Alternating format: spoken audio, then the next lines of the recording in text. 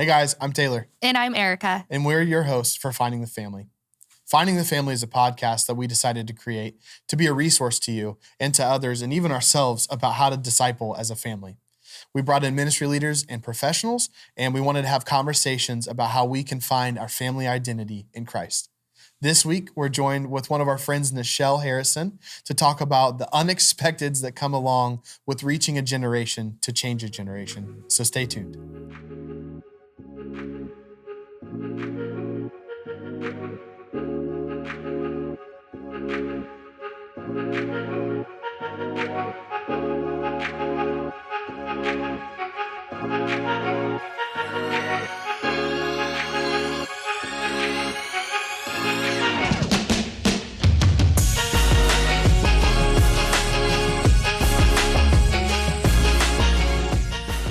All right, everybody, thanks for joining us today. We're here with Nichele Harrison. Nichele, thanks for being here with us today. I'm back. Yes. I know, it's been a long time. Nichele used to be a former staff member here at Life Church. For almost 10 years. That's crazy. Yeah. And Which so I was weird. going to say, most people probably know you, know your story, but for those who don't, that's how we kind of wanted to start today. So if you can just tell us your story, because it is unique, about motherhood and just kind of from the beginning, how that all came to.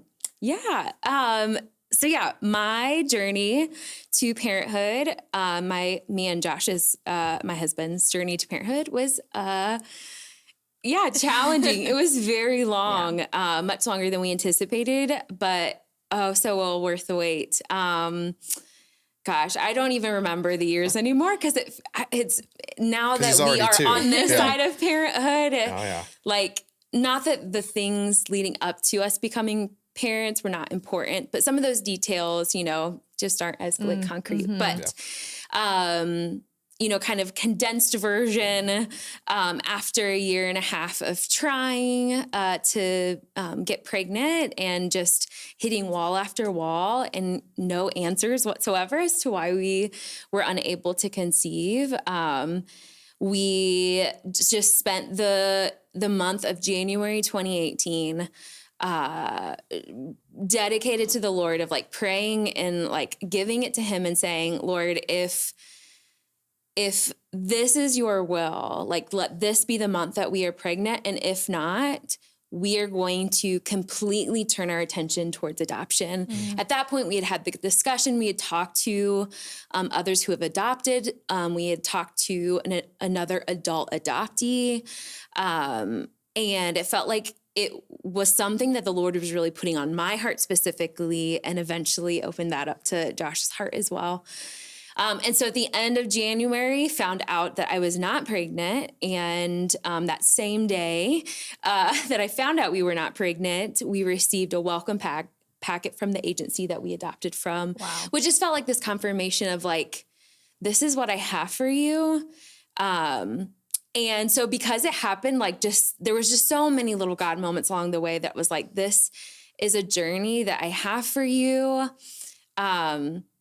We felt like it was going to be this quick thing then.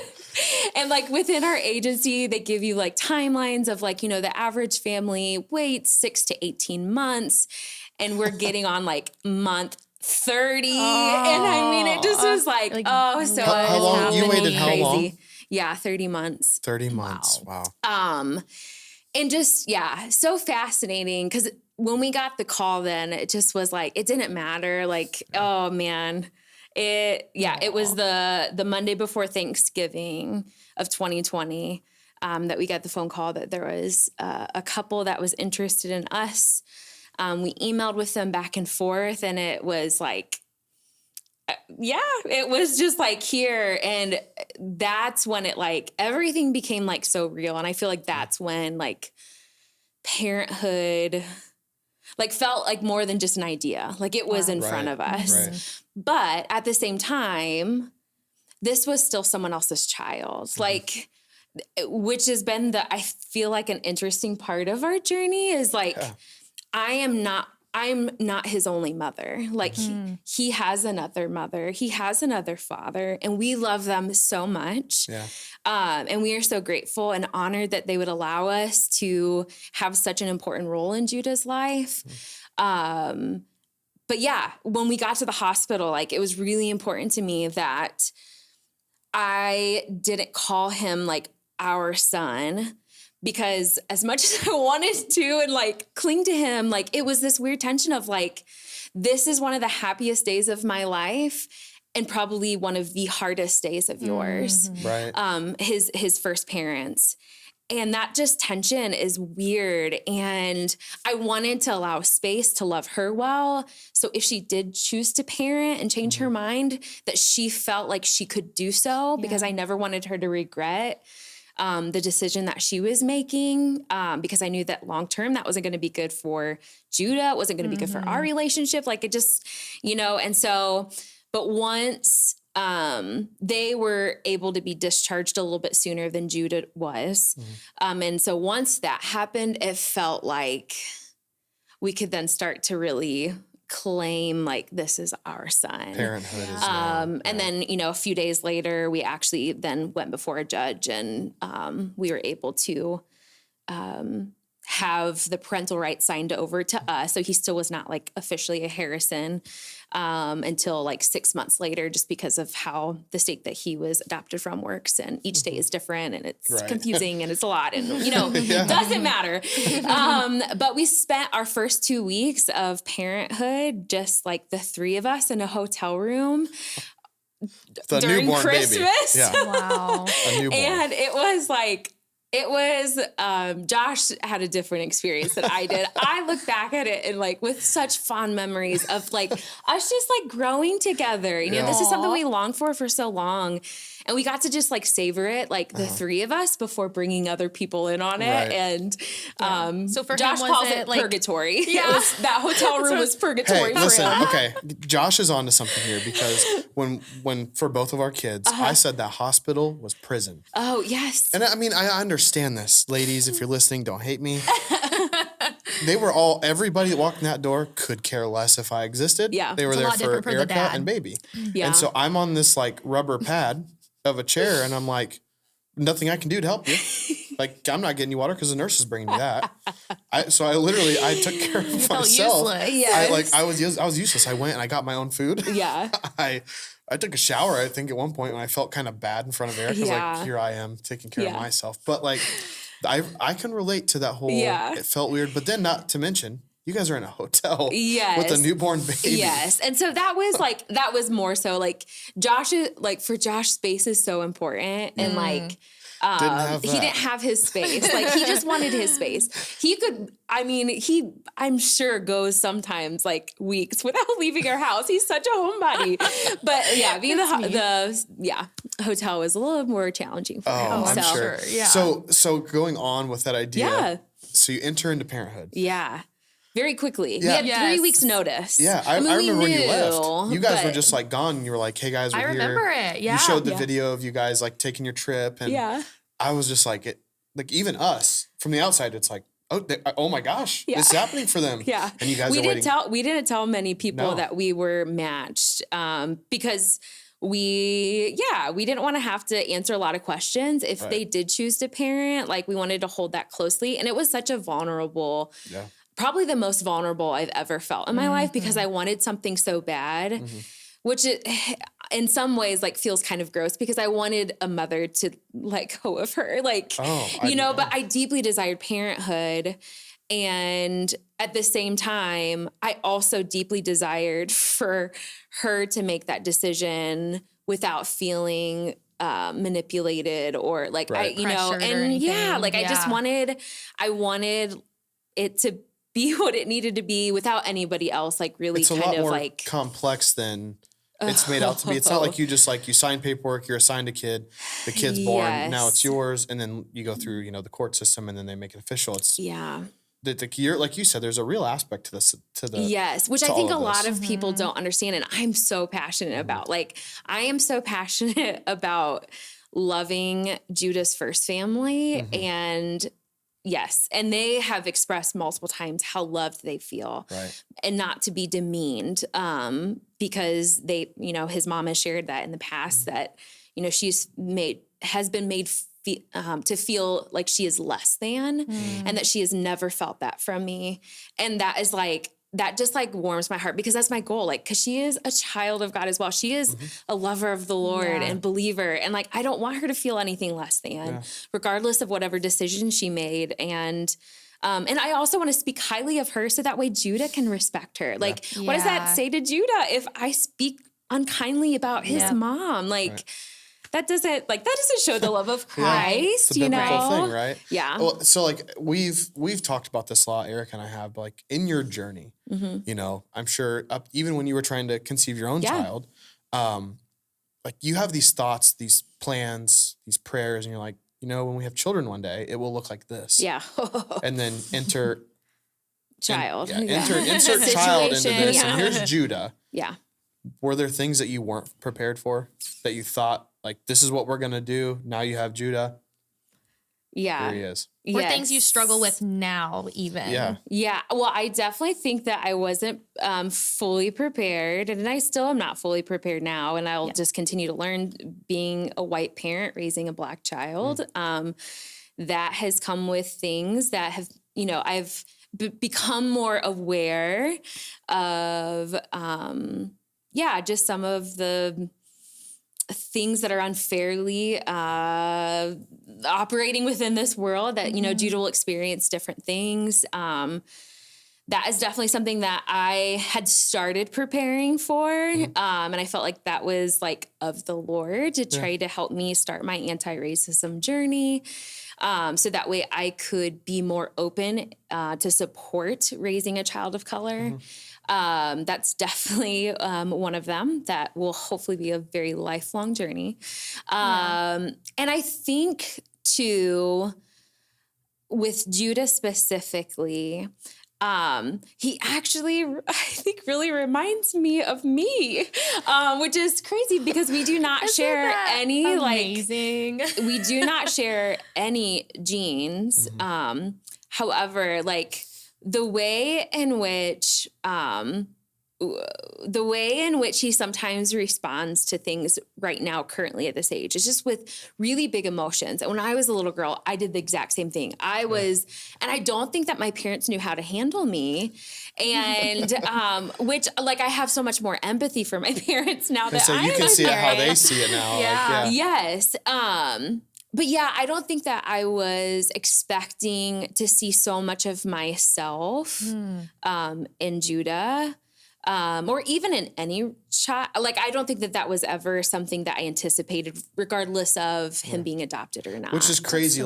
So like growing up, children, the first thing, even in the womb, they can hear. Like they have a sense of hearing, and then like they hear your voice for so long.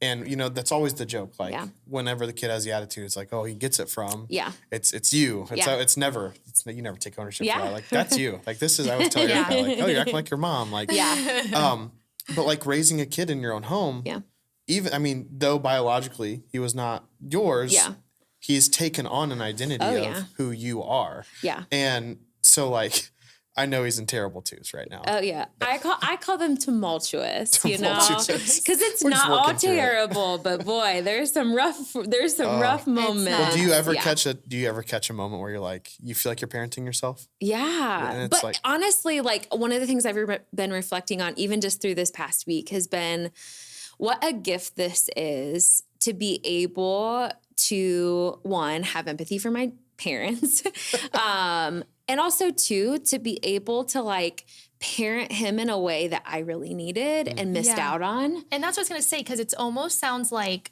you can relate to him. So you know how to handle those specific situations. Like, when he's having that big emotion, you know what to give him in that moment. Because that is missed a lot, I think, in parenting. And it's, you know, you can't fault your parents for it. It's just they didn't necessarily know any different, you know? Yes. And so it's amazing to learn. It's like, I think that in itself is like so amazing and such a blessing that he, you know, has taken on that same kind of trait as Erica's always big on telling me that, like, the kids have a right to an opinion and they have the right to feel a certain way.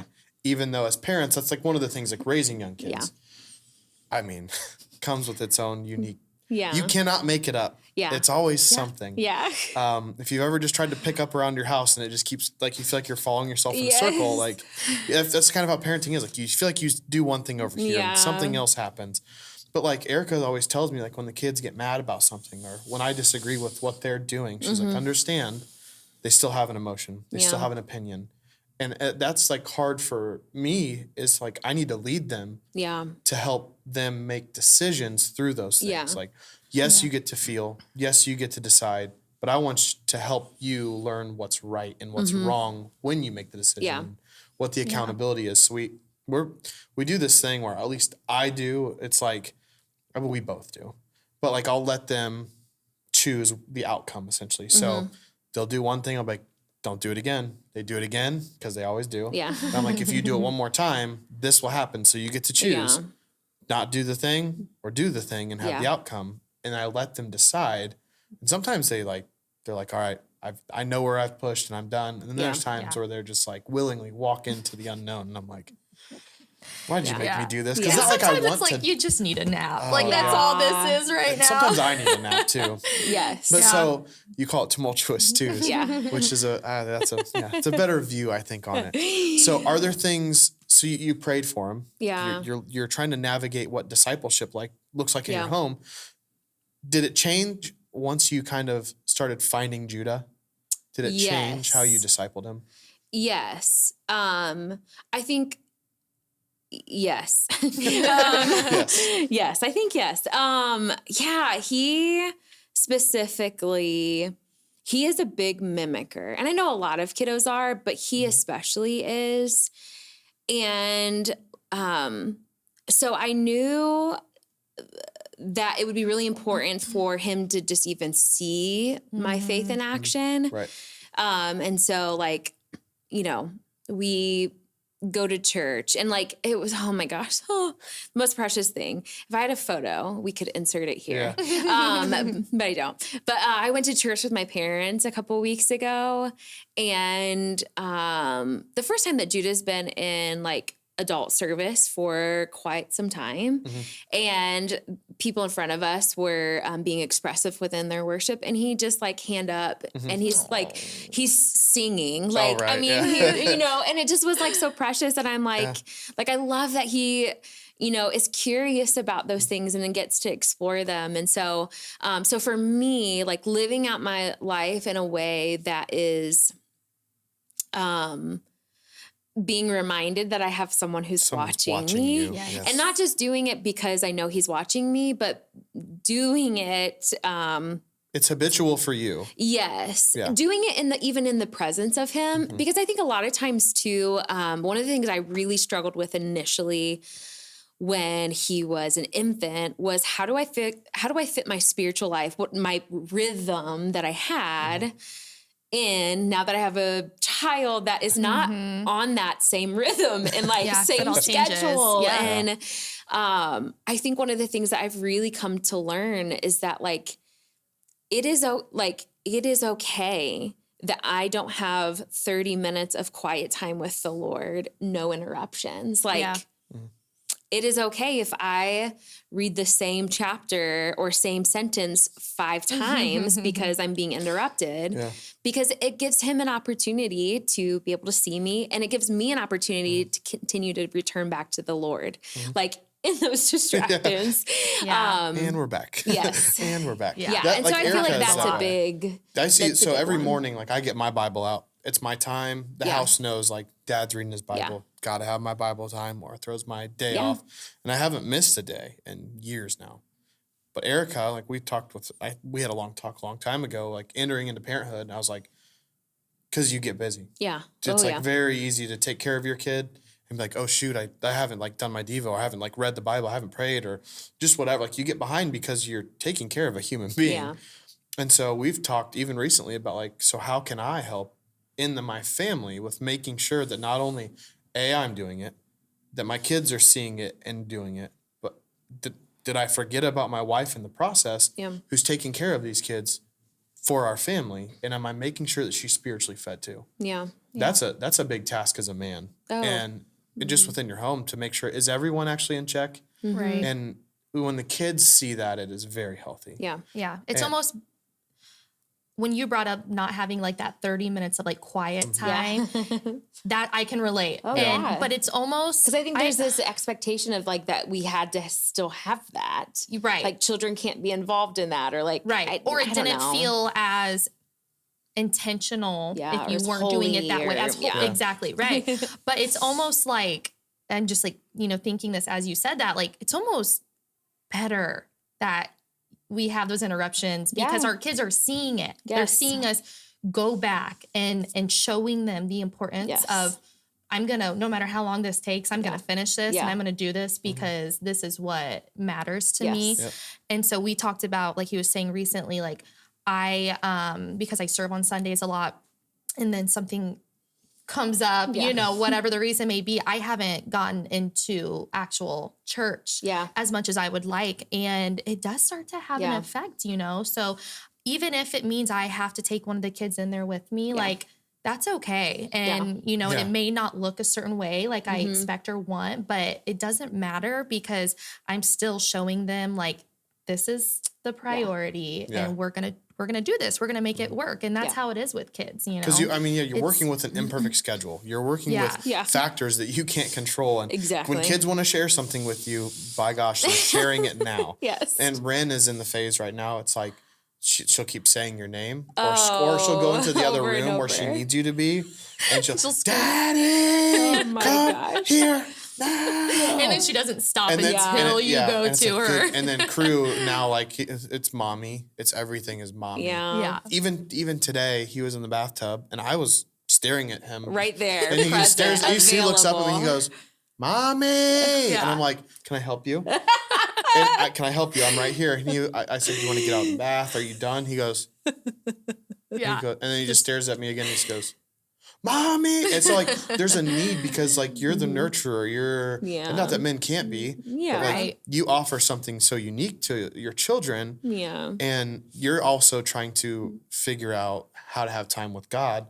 And I think it is important to be truthful with them. Like though 30 minutes would be beautiful, and I'm sure you would you both are like, yes. Yeah. Please, do you have that? Yeah. No, so I don't have any of that with me today. We didn't bring that. Yes. But like you would take that. But is it perfect? Like, is it ideal? Sometimes it's not. Well, and I think that brings up a really good point. We were, at our new church, we're part of a small group, and we were literally having this conversation on Saturday about how we oftentimes, we give ourselves this out of having, personal time or intentional time with the Lord if it's not going to be perfect. So like if you're really sleepy and you feel like you're not really going to get anything out of it, you just choose not to do it anymore and you sleep in instead. Oh, I can't focus enough. If you can't focus enough, but you would never do that with anything else in your life. Yeah. If I went to go work out here and I wanted to run 3 miles, but instead I ran 1.5 miles and I was done, I would never be like, well, that was pointless. You're at work, you're like, man, I just don't really want to be here today. But why do we do that with our spiritual life? We do. And so in that, the same thing goes with take the time, show that example to your kiddos, whether it's the best or not, if you haven't the read Lord through, will honor that and utilize that for even discipleship with your kiddos. Oh. If you haven't read through 1 Kings with Cocomelon in the background, I don't even know if your parents are. You a parent? Are you a parent? Well, we will never show Cocomelon. I've heard enough parents who have gone before us. It's in my head right now. Have you never? No. We're a Bluey family. Yeah, everybody round of applause. Wow. Well, Bluey's great, but I don't even know how. I've heard good things about Bluey. Crew doesn't even care. Our kids aren't in Cocomelon now. Yeah. It's not their thing. Yeah. But it ends up, it's in the algorithm because Crew loves Blippi, which is also terrible. I've heard that as well. We also won't even, so we just won't introduce it. Round of applause again for not having Blippi in your life. My goodness. Yeah. So we control what they watch. But again, with the algorithms, and we've talked about this before, there's sometimes things that come up, well, no, we're definitely not watching this. The other day, they all left the room. They were watching their shows together before bed. Ren loves these Bible songs on her iPad. Okay. And she was like, Daddy, look what I'm watching. Just to show me, and I love it. And she'll sing it to herself. Well, then the TV somehow got on this loop. And I don't even know the name of the show. It's with that Morphe. It's a new one. I don't know. But listen, I was tiling our backsplash in our kitchen. for hours and the same show is on. And I'm not kidding. They say that guy's name every other word. Oh, Morphle. Okay, Morphle. So as I'm tiling them in my head and I'm like, it's driving me nuts. Just there. And I'm like, I'm not going crazy. I'm not going. But that's like the reality is there's a time for interruption. Yeah. But there's a time to also teach within the interruptions. Like when your kid comes up to you and they need something, they need something. Yeah. Kids don't understand what your devotional time means. Yeah. But like by you showing them the persistence of like, just because you've distracted me, I'm going to continue on. Yeah. They model like they're sponges. Yeah. They're going to do, like you said, Judah picked up on traits of you, even though biologically, like they pick up on the things that you do, the things you say. And so teaching them that devotional life and how to really, you're teaching them like this resilience of like, even though you might have that break, don't let your spiritual life waver for that. And even if you only got part of a chapter in a chapter, I don't like whatever you get in. If you got some scripture in today, good for you. It's so good. Like, that's honestly, all or nothing. Like you said though, Nichele, it's so much better than just being like, you know what, these kids need me right now. Yeah. And I'll just do this later, and you keep putting off. Yeah. And you keep putting off. And that's what I think, like as parents, you get to that place so easy. Yep. Yeah. It happens all the time. Yeah, because it's not that it's like busy, but it becomes busy. It's not like there's like a lot happening. It's just there is a lot happening. It's not like there isn't all the same time. It's like, what did I do today? And so like prioritizing your faith to show your kids, because that's what they're going to model. And you mentioned how Judah would like worship with your family, and like so I'll never forget Ren at a young age. I think I told you this years ago, like Ren and Another in the Fire. Oh yeah. Her favorite song. Like when we have a video of her, like maybe a year and a half, and she was standing in the living room with that little tiny baby voice, like the voice, and sing Another in the Fire, and her hand goes up, and so like she's always been like that. She loves even just going in and listening to like worship with the church, like she loved that, and we raised both of our kids to like be in service, like listen to the worship music, be okay with that. It's playing in the car, it's playing in the house. Yeah. But our niece Hallie, right now, what they do with her is they go, "Praise Jesus," and she like raises her hands up. Oh my god! And she's not even one yet, and it's the most adorable thing to watch because it's this small but meaningful behavior and like a practice. Yeah. And I don't know. I just think it's cute watching them grow up that way. But like, there's people like you have teenage kids, it's hard to do, but I think that for anyone, not just young kids, anyone who's trying to disciple someone, to remember that, to like, don't let your spiritual life waver, and definitely don't let theirs, and set the example for how can you have resilience through the day-to-day hustle, which I guess kind of ties into this a little bit. So now we're on the phases of Judah's 2 years old. This is where we're at in life. This is what discipleship is like. Well, how are you, like, just tell us about what it's like discipling him now, because you're not just discipling 2-year-old Judah, you're growing a man to change the world. Yeah. So what is that? Like, have you felt burdened by that? Have you... Well, I mean, Judah will always be a little boy, so... Always that target age you reflect back on. Like, I remember when you were... No. I often think about, and honestly, because of some of the, like, in-depth work that I've done,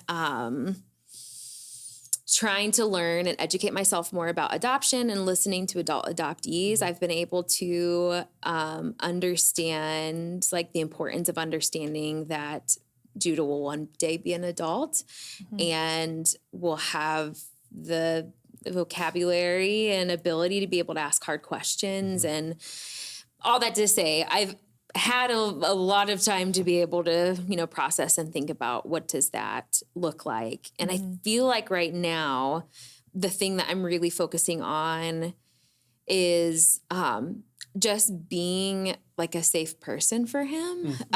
So like in those days where he has a really hard time, I told Josh, like, I have memories of feeling as though like those were too much for my parents. Like I was too much for my parents, and I was in some time. Like, I mean, they didn't have the emotional intelligence, I think, to be able to deal with all of my emotions. And so, I want to be able to do that for Judah. And so like those days that he has really hard, big emotions and it's really challenging, I rock him to sleep. Like I have that, like, we end the day connecting with one another. Yeah. Because I want him to know that, like, regardless, like, Mom's I will right here. always love him. Yep. I will always, like, you are safe here, even with your big emotions, even when you do things that, you know, because sometimes, like, he honestly, well, it's so sad. Like, sometimes when he can't control his anger, he will get very embarrassed very quickly. Like, he feels bad because he knows that he shouldn't have responded in the way he does. And so, like, I always ask him, like, in those moments, like, do you need a hug or do you want space? Like, what do you need right now? Like, how can I Does he try tell to get you? to his level? Space. No, it used to always be hug, and now it's becoming more space. Growing up. But it's fine. Like, I get it, you know. But he is a very physical child. Like, that's something I know Physical that touch is a thing physical for him, touch is yeah. huge for calms him. him. Yeah. And so, so I know that I want to end days like that, like the hard days, Yeah. both for him and me, because like physical touch is my love language too. Like, That works well. I need, Another like, we both connection. need this. Yeah. And that has Yeah. been really helpful for us to then start the new day Yeah. in a better place. And that's showing him how to cope, Yes. you know, like Yeah. teaching him, like, it's okay that Yeah. you feel this way. This can help you, or, you Yes. know, and also teaching him how to, like, tell you what Yeah. he needs. Yes. Because I think sometimes that is also something that is neglected. Yeah. But the thing that I love is that you're, like, telling him, like, even though you feel this way, like, I'm here for you and I love you. Yes, which and is that's, what the like, Lord Jesus. does too. Exactly. Which is what, like, I really so wanna that is make another sure. way that you're teaching Yeah. him, you know, about Jesus Yes. within that. Yeah. You know? And that's like, we talked about this before. This idea of discipling, whatever age of person you're discipling, it is not to be overthought or overcomplicated. Like, it's not just how much Bible knowledge do I have. Though it's great. Yes. Yes. Learn, study, like, seek.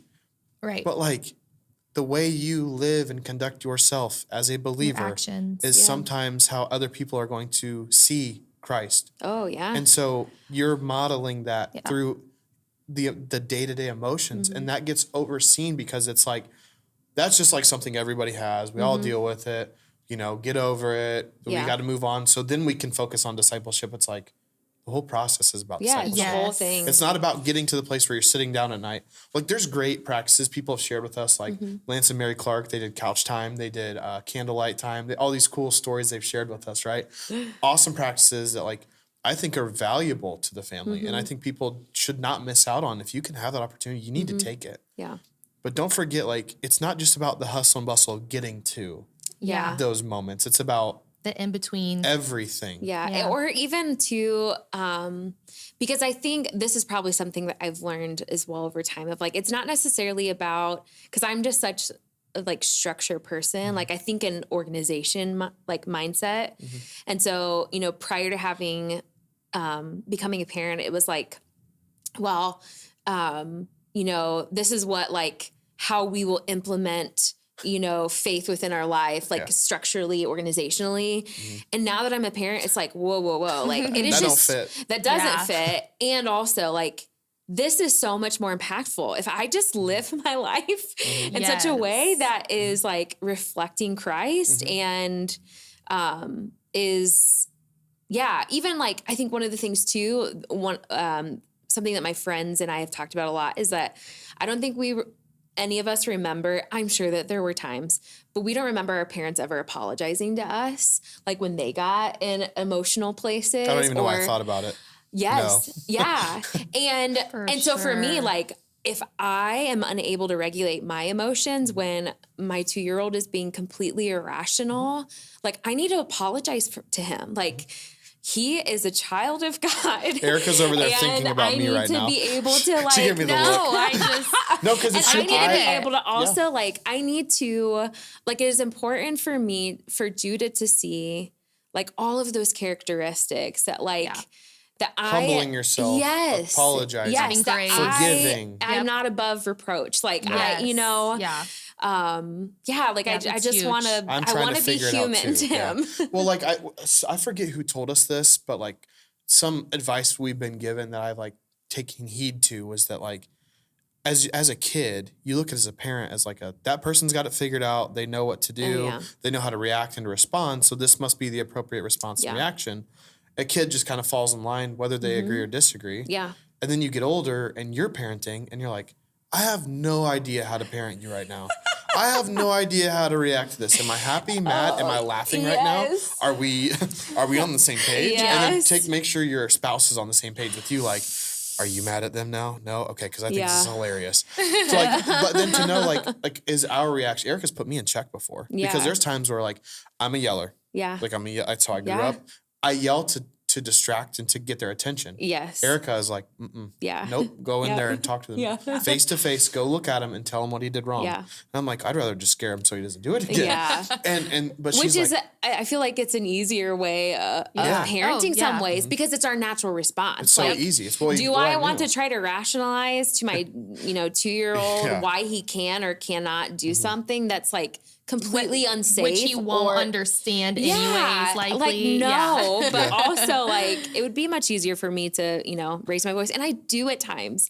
Oh, and when I do, I apologize afterwards. That's what I was gonna say. That's what and it is gives the most him important piece. It once again even like gives him that opportunity to see that, like, to give him that example of like, when we do something that we're embarrassed of or we shouldn't have done and we realize it afterwards, like we can come back, we can apologize, and we're still loved and accepted. Well, that's even, so like as parents, like, so we had a disagreement the other day and the kids started getting, like, and maybe you've had this with Judah, I don't know, but like Erica and I were in a disagreement. She's got big eyes right now. Oh, because don't downplay this. No.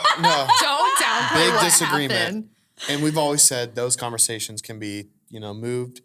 We also kind of got into this like topic of, maybe this conversation they need to hear because we're really close to a resolve. Yeah. And so we were like, I was really uncomfortable because I was like, I'm hesitant to have this conversation in front of them.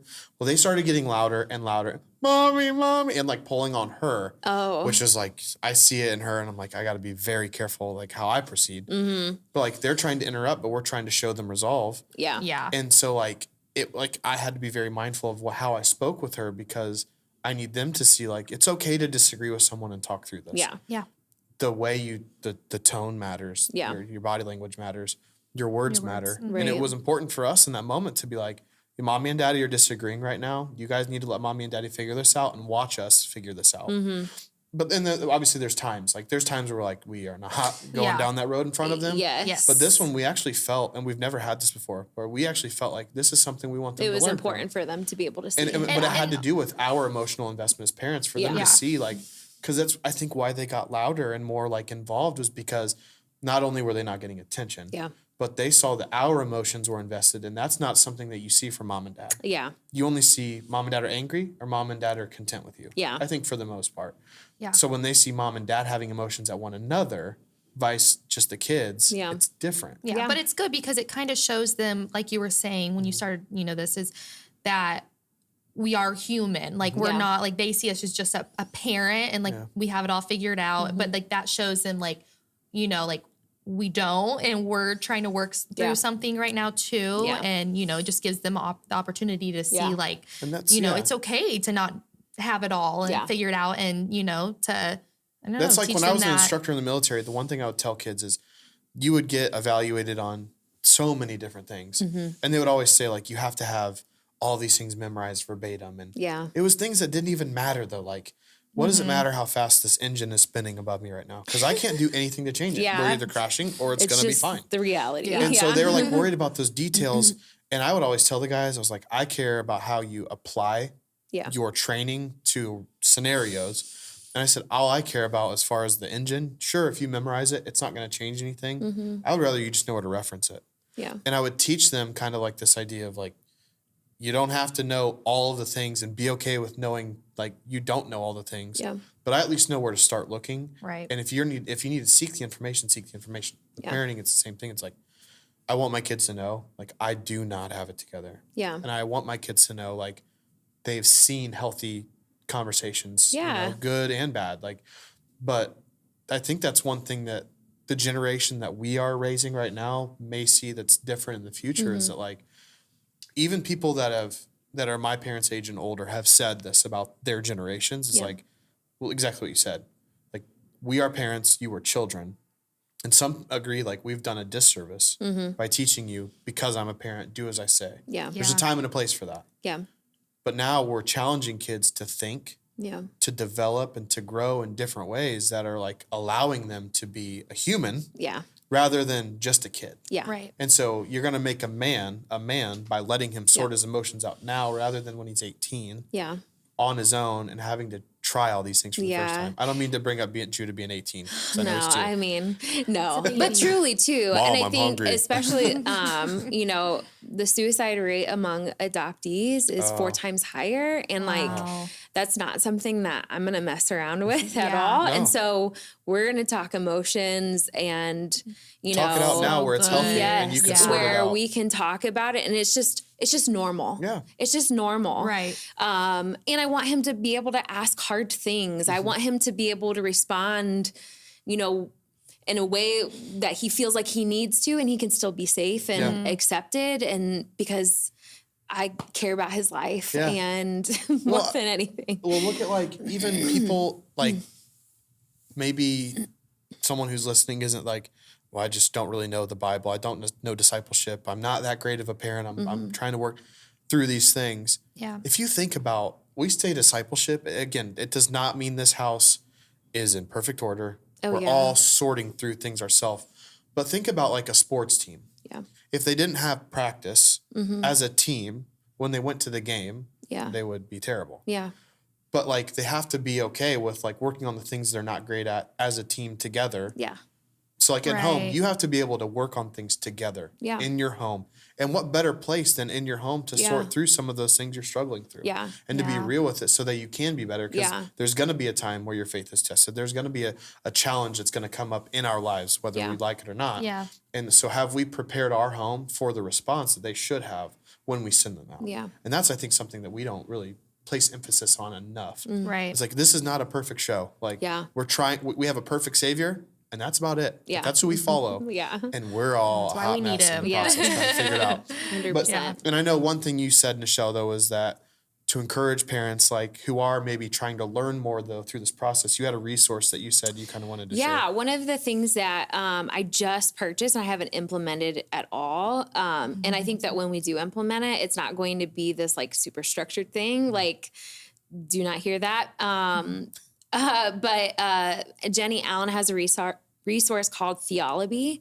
And it's essentially theology for babies. Love it. Teaching like good foundational principles at a very young age. Because for me, that was something that I feel like I was raised in the church, but I did not know a lot of foundational theology. Yeah. And so as I got older and all of these like hard questions came my way, like I was like, oh, how do I answer this? Yeah. Like it just really rocked my faith because I didn't have that. And I also didn't feel like I could be curious with my questions either.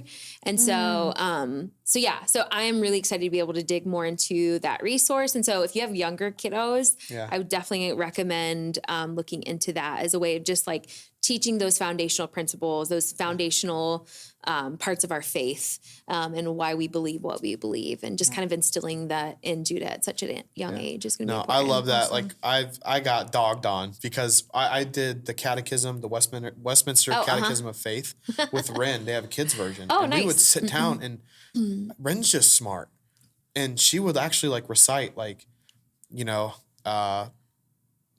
just trying to think of a question like, how many persons is God? Right. Yeah. He's 3 persons in one being. I said, who are they? The Father, the Son, the Holy Spirit.